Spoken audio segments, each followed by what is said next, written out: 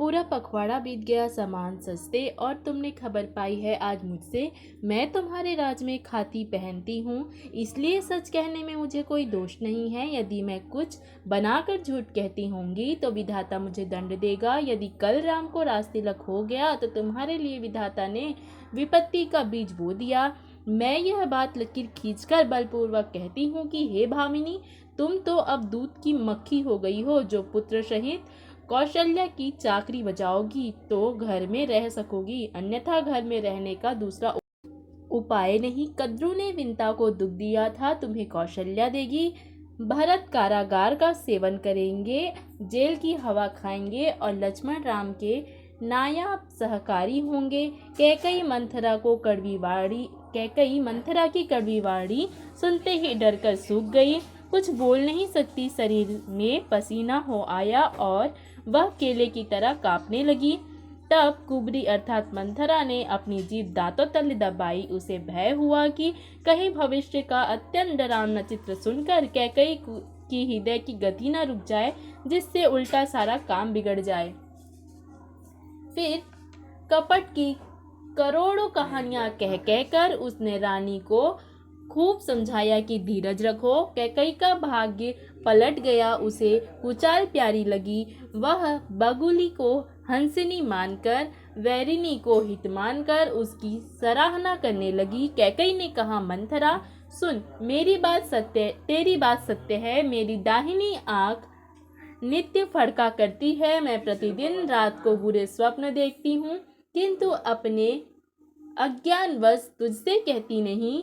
सखी, क्या करूं, मेरा तो सीधा स्वभाव है। मैं दाया बायां कुछ भी नहीं जानती।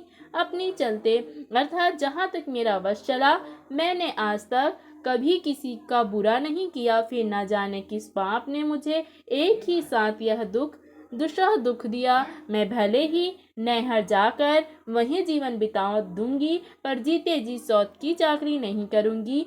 देव जिसको शत्रु के वश में रखकर जिलाता है, उसके लिए तो जीने की अपेक्षा मरना ही अच्छा है। रानी ने बहुत प्रकार के दिन वचन कहे। उन्हें सुनकर कुबरी ने प्रिया चरित्र फैलाया। वह बोली, तुम मन में ग्लानि मानकर ऐसा क्यों कह रही हो? तुम्हारा सुख सुहाग दिन दिन दूना होगा। जिसने तुम्हारी बुराई चाही है, वही परिणाम में यह बुराई रूप फल पाएगी। हे स्वामिनी, मैंने जब से यह कुमत सुना है, तब से मुझे न तो दिन में कुछ भूख लगती है और न रात में नींदी आती है। मैंने ज्योतिषियों से पूछा तो उन्होंने रेखा खींचकर अर्थात गणित करके अथवा निश्चय पूर्वक कहा कि भरत राजा होंगे। यह सत्य बात है। हे भामिनी, तुम करो तो उपाय मैं बताऊं। राजा तुम्हारी सेवा के वश में है ही।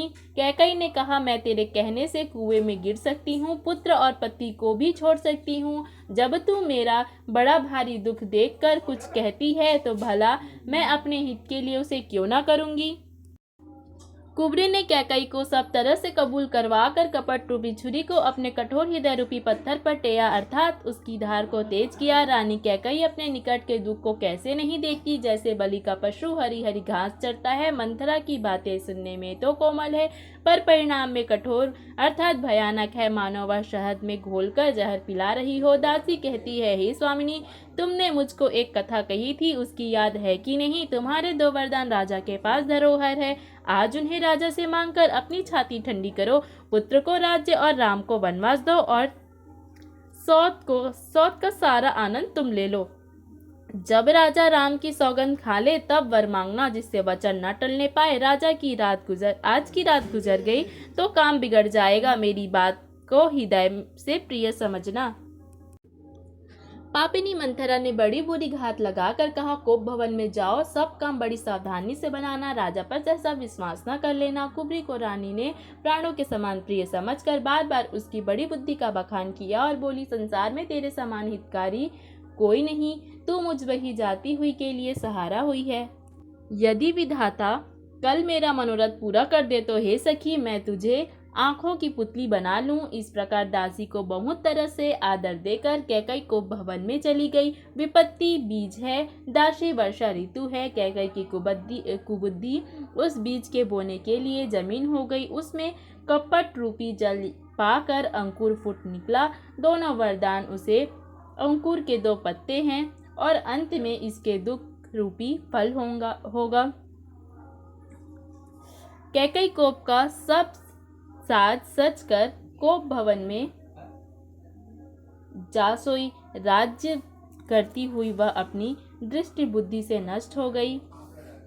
राजमहल और नगर में धूमधाम मच रही है। इस कुचाल को कोई कुछ नहीं जानता। बड़े ही आनंदित होकर नगर के सब स्त्री पुरुष शुभ मंगलाचार के साथ सज रहे हैं। कोई भीतर को जाता है, कोई बाहर को निकलता है। राजद्वार में बड़ी भीड़ हो रही है। श्री रामचंद्र जी के बाल सखा राज तिलक का समाचार सुनकर हृदय में हर्षित होते हैं। वे 10-5 मिलकर श्री रामचंद्र जी के पास जाते हैं। प्रेम पहचान कर प्रभु श्री रामचंद्र जी उनका आदर करते हैं और कोमल वाणी से कुशल क्षेम पूछते हैं। अपने प्रिय सखा श्री रामचंद्र जी की आज्ञा पाकर वे आपस में एक दूसरे से श्री रामचंद्र जी की प्रशंसा करते हुए घर लौटते हैं और कहते हैं, संसार में श्री रघुनाथ जी के समान शील और स्नेह को निभाने वाला कौन है। भगवान हमें यही दे कि हम अपने कर्मवश भ्रमते हुए जिस योनि में जन्मे वहाँ उस योनि में हम तो सेवक हों और सीतापति श्री रामचंद्र जी हमारे स्वामी हों और यह नाता अंत तक निभ जाए। नगर में सबकी ऐसी ही अभिलाषा है, परंतु कैकई के हृदय में बड़ी जलन हो रही है। कुसंगति पाकर कौन नष्ट नहीं होता। नीच के मतानुसार चलने से चतुराई नहीं रह जाती। संध्या के समय राजा दशरथ आनंद के साथ कैकई के महल में गए, जैसे साक्षात प्यार ही शरीर धारण कर निष्ठुरता के पास गया हो। कोप भवन का नाम सुनकर राजा सहम गए। डर के मारे उनका पांव आगे को नहीं पड़ता। स्वयं देवराज इंद्र जिनकी भुजाओं के बल पर अर्थात राक्षसों से निर्भय होकर बसता है और संपूर्ण राजा लोग जिनका रुख देखते रहते हैं, यही राजा दशरथ स्त्री का क्रोध सुनकर सूख गए। कामदेव का प्रताप और महिमा तो देखिए, जो त्रिशूल वज्र और तलवार आदि की चोट अपने अंगों पर सहने वाले हैं, वे रतिनाथ कामदेव के पुष्प बाण से मारे गए।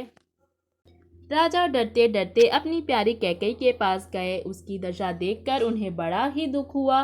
कैकई जमीन पर पड़ी है, पुराना मोटा कपड़ा पहने हुए है, शरीर के अनेक प्रकार के आभूषणों को उतार कर फेंक दिया। उस दुर्बुद्धि कैकई को यह कुवेश्ता अर्थात बुरा वेश कैसी ख्वाब रही है, जैसे भावी विधवापन की सूचक हो। राजा उनके पास जाकर कोमलवाड़ी से बोले, हे प्राणप्रिय, किस लिए रुसाई हो?